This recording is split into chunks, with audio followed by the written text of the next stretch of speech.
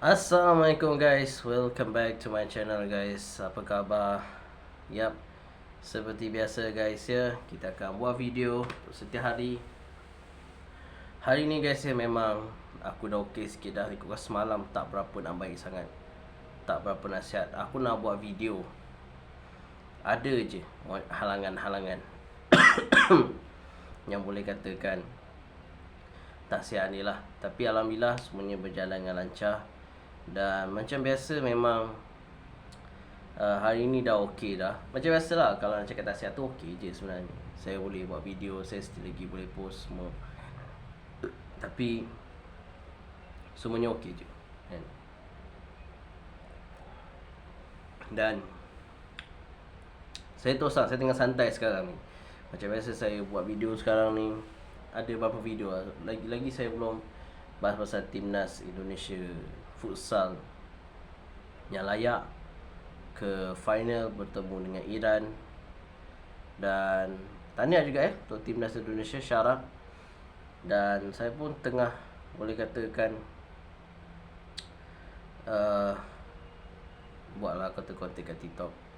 Tapi tak berapa kerap sangat kat YouTube. YouTube lain guys ya. YouTube saya tak berapa nak update sangat.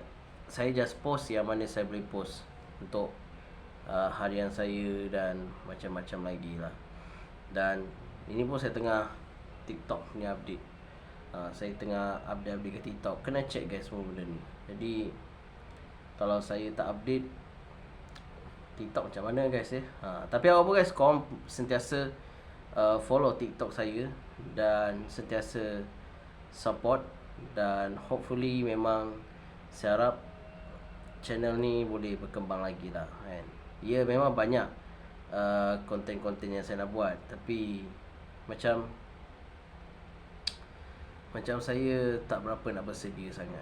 Tapi insya-Allah lah saya akan buat yang terbaik lah untuk saya update lebih banyak lagi dekat dalam TikTok dan YouTube ni.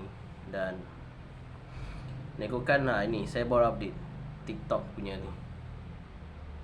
Kau pergi follow dekat TikTok saya banyak dia. Siapa yang follow TikTok saya, dia akan tahu saya memang update ke TikTok.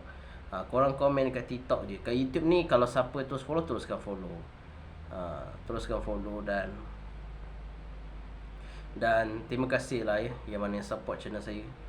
Dan hopefully channel saya boleh berkembang lagi dan banyak lagi konten yang saya akan buat untuk korang semua. Apa lagi saya nak kata lagi? Teruskan support saya dan terima kasih. Saya tahu lah abang tu ada ke tidak dalam channel saya. Dia mungkin akan komen dalam channel saya. Tapi dia memang padu lah. Kalau dia komen lagi, gua respect sama dia.